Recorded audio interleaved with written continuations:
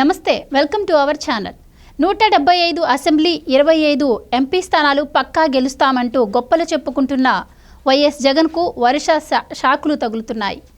ఇప్పటి వరకు ఆ పార్టీని ఎంతోమంది వీడారు. ఇక తాజాగా వైసీపీ ఒంగోలు ఎంపీ మాగుంట శ్రీనివాసులరెడ్డి కూడా ఆ పార్టీకి గుడ్ బై చెప్పేశారు. ఇక ఆయన రాజీనామాతో ఇప్పటికీ 6 ఎంపీలు ఆ పార్టీని వీడినట్లయింది. అసలు ఈ రాజీనామాల పర్వం ఎందుకు కొనసాగుతుంది?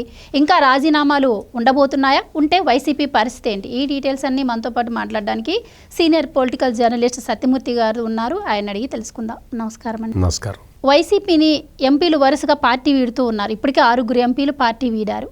సో ఎందుకని అంటారు పార్టీని వీడాల్సిన పరిస్థితి ఎందుకు వస్తుందంటారు? మొదటి నుంచి వైఎస్ఆర్ కాంగ్రెస్ పార్టీ అధ్యక్షుడు జగన్మోహన్ రెడ్డి ఏం చేశాడంటే, ఇక్కడున్న ఎమ్మెల్యేలు అందరూ కూడా నా కంట్రోల్లో ఉంటారు, మరి ఎంపీలందరూ కూడా ఢిల్లీలో ఉంటారు కదా, మరి వాళ్ళని ఎట్లా కంట్రోల్ చేయాలి అని ఆలోచించి వాళ్ళ మీద రిస్ట్రిక్షన్స్ పెట్టాడు. ఎట్లా? ఏ ఎంపీ కూడా విజయసాయి రెడ్డి పక్కన లేకుండా ఎవరిని కలవకూడదు. అంటే కేంద్రంలో బీజేపీ గవర్నమెంట్ ఉన్నది, వాళ్ళ ఏదన్నా వాళ్ళ నియోజకవర్గంలో ఏదన్నా సెంట్రల్ గవర్నమెంట్ స్కీమ్ ఏదన్నా ఇంప్లిమెంట్ చేసుకోవాలి. వాళ్ళు వెళ్ళి ఏదో ఒక రూరల్ డెవలప్మెంట్ మంత్రిని కలిసి అయ్యా మాకు ఈ స్కీమ్ ఇవ్వండి అని చెప్పి అడిగితే ఆయన స్కీమ్ ఇస్తే ప్రజలకి మేలు జరుగుతుంది. సాధారణంగా ఎంపీలు చేసే పని ఇది. వాళ్ళకి ఎంపీ లాట్స్ నిధులు ఉంటాయి. ఆ నిధులు కూడా డైరెక్ట్గా వాళ్ళ నియోజకవర్గంలో వాళ్ళ ఇష్ట ప్రకారం చేసుకుంటారు. ఎక్కడ అవసరమైతే అక్కడ ఆ నిధులు ఖర్చు పెట్టుకుంటారు. కొన్ని స్కీమ్స్ కానీ అవి కానీ కేంద్ర ప్రభుత్వంలో ఉన్నవి వాళ్ళు ఎంపీలు డైరెక్ట్గా వెళ్ళి మంత్రులతో మాట్లాడుకొని తెచ్చుకునే సాంప్రదాయం ఉన్నది. జగన్మోహన్ రెడ్డి ఏం చేశాడంటే, ఇట్లా ఎంపీలు ఇండివిజువల్గా వెళ్ళి కేంద్రంలో ఉన్న బీజేపీ నాయకులతోటి కలవకూడదు. ఎవరన్నా కలవాలి అంటే ముందు నాకు చెప్పి ఆ తర్వాత విజయసాయిరెడ్డిని పక్కన పెట్టుకుని ఉన్నప్పుడే కలవాలి అని రిస్ట్రిక్షన్స్ పెట్టాడు. ఇట్లా రిస్ట్రిక్షన్స్ పెట్టడం కరెక్ట్ కాదు అని చెప్పి చాలామంది జగన్మోహన్ రెడ్డికి చెప్పారు. చెప్తే లేదు అట్లా ఉండాల్సిందే అన్నాడు. ఈ రిస్ట్రిక్షన్స్ భరించలేక ఫస్ట్ బయటకు వచ్చిన వ్యక్తి ఎవరు అంటే రఘురామకృష్ణరాజు. ఆయన ఈ రిస్ట్రిక్షన్స్ ఏంటి, నేను వెళ్ళాలంటే విజయసాయిరెడ్డిని పిలుచుకొని పోవటం ఏంటి, అంటే నేను ఏం మాట్లాడుతున్నానో నా మీద నిఘా వేస్తారా మీరు, ఇదేంటి నాన్సెన్స్ అని చెప్పి ఆయన ఫస్ట్గా తిరుగుబాటు చేశాడు. ఆ తర్వాత చాలామంది ఎంపీలు ఈ నిబంధన కారణంగా కేంద్ర ప్రభుత్వాన్ని అప్రోచ్ కాలేకపోయారు, ఏ రకమైన పథకాలు తెచ్చుకోలేకపోయారు. దాంతో ఆంధ్రప్రదేశ్ ప్రజలకి తీవ్ర నష్టం కలిగింది. అంటే ఎంపీల మీద జగన్మోహన్ రెడ్డి ఆంక్షలు పెట్టడం ద్వారా రాష్ట్ర ప్రభుత్వానికి రావాల్సిన కేంద్రం డబ్బులు రాకుండా చేసేసాడు. కేవలం ఆయన రాజకీయ కారణాలతోటి. రాజకీయ కారణం ఏంటి?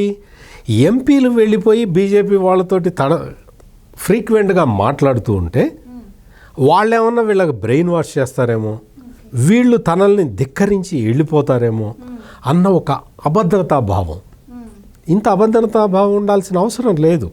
ఎందుకంటే ఎంపీగా గెలిచిన వాడు ఎవరో ఆ గోరంట్ల మాధవ్ లాంటి వాళ్ళు తప్ప మిగిలిన అందరూ కూడా కొంత చదువుకున్న వాళ్ళు ఉంటారు, కొంత దీన్ని మెయింటైన్ చేస్తూ ఉంటారు, ఒక స్థాయిని మెయింటైన్ చేస్తూ ఉంటారు. అటువంటిది ప్రతి వాళ్ళ మీద ఆంక్షలు పెట్టేసి కట్టడి చేశాడు. ఈ విషయం ఎంపీలు చాలామంది బయటపడలేదు.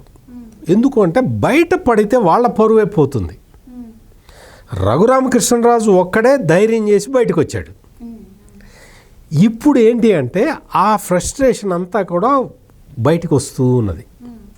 ఎంపీలందరూ కూడా ఇప్పటి వరకు జగన్మోహన్ రెడ్డి నియంతృత్వాన్ని భరించి భరించి భరించి విసిగిపోయి వాళ్ళు ఇప్పుడు బయటికి రావటం మొదలుపెట్టారు.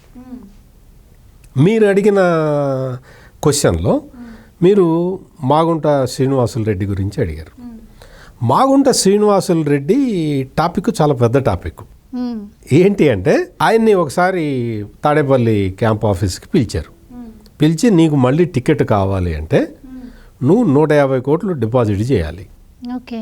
నువ్వు చంద్రబాబు నాయుడిని, లోకేష్ని, పవన్ కళ్యాణ్ని బూతులు తిట్టాలి అని ఫస్ట్ కండిషన్లు వాళ్ళు పెట్టిన విషయం బయటికి వచ్చింది మాగుంట శ్రీనివాసులు రెడ్డి ద్వారానే వచ్చింది.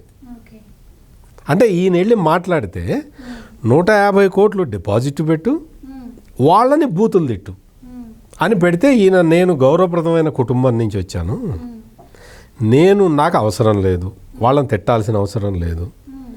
పాయింట్ నెంబర్ 2, నీకు 150 కోట్లు డిపాజిట్ పెట్టాల్సిన అవసరం లేదు అని చెప్పి ఈయన బయటకు వచ్చేసాడు. ఆ తర్వాత చాలా రాయబారాలు పంపించారు. లేదు 150 కోట్లు వద్దు, 100 కోట్లు పెట్టు చాలు అని ఇట్లా రాయబారాలు పంపించినా కానీ ఆయన మెత్తబడలేదు. ఆ తర్వాత వేరే క్యాండిడేట్లను అనౌన్స్ చేశారు. ఒంగోలు పార్లమెంటు స్థానానికి వైసీపీ క్యాండిడేట్లను అనౌన్స్ చేసేసింది. అయినా సరే ఈయనేమి వెళ్ళలేదు, మాట్లాడలేదు.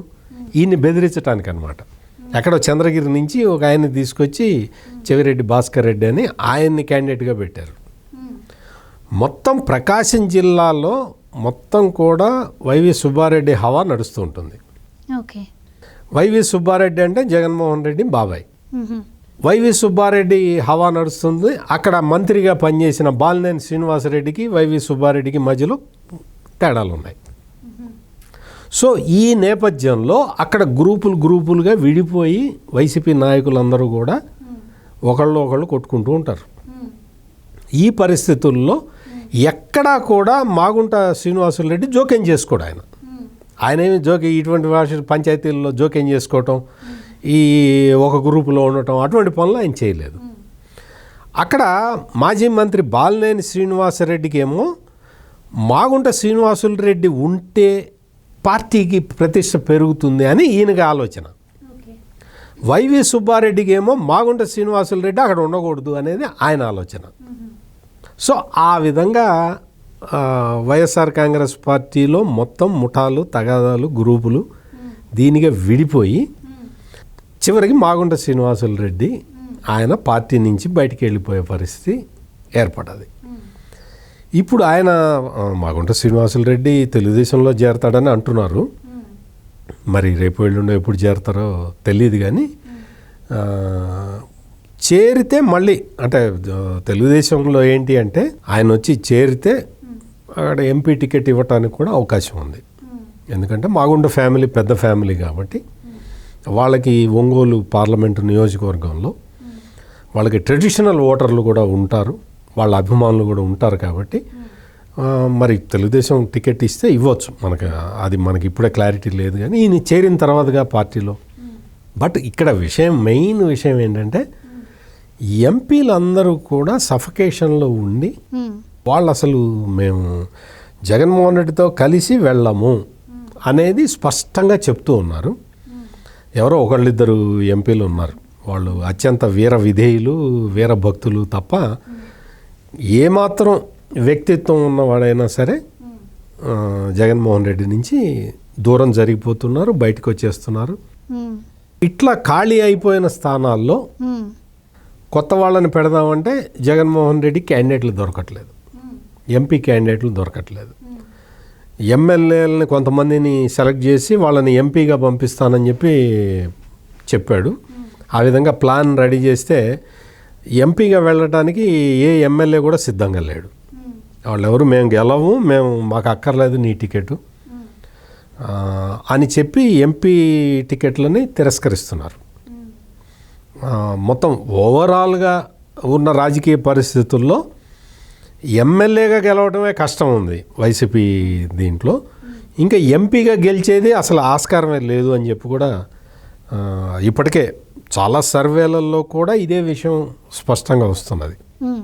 తెలుగుదేశం బలం బాగా అనూహ్యంగా పెరిగిపోయింది. దాంతో జనసేన కూడా కలిసేటప్పటికీ తెలుగుదేశం జనసేన కూటమికి ఎక్కడ ఎదురు లేకుండా అయిపోయింది. ఈ నేపథ్యంలో 3 ఆఫ్ ది నేషన్ సర్వేలు చాలా జరిగినాయి. చాలా సర్వేలలో తెలుగుదేశం పార్టీ దాదాపు 18 నుంచి 20 పార్లమెంటు స్థానాలు గెలుచుకోబోతున్నదే అని చాలా సర్వేల్లో స్పష్టమైంది. దీంతో ఇంకా అసలు వైసీపీకి పోటీ చేయడానికే ఎంపీ క్యాండిడేట్లుగా ఎవరు ముందరికి రావట్లేదు. ఇది అక్కడ మొత్తం ఓవరాల్గా పొలిటికల్ సిచ్యువేషను. ఒంగోలు వరకు కూడా ఒంగోలు బాలినేని శ్రీనివాసరెడ్డి ఇప్పుడే అసంతృప్తితో ఉన్నాడు. మాగుంట శ్రీనివాసరెడ్డి కంప్లీట్గా బయటికి వచ్చేస్తే ఇంకా ఉమ్మడి ప్రకాశం జిల్లాని వైసీపీ ఇంకా మర్చిపోవచ్చు. ఇంకా అక్కడ గెలిచే పరిస్థితులు ఉండవు. Right, thank you so much అండి. Thank you.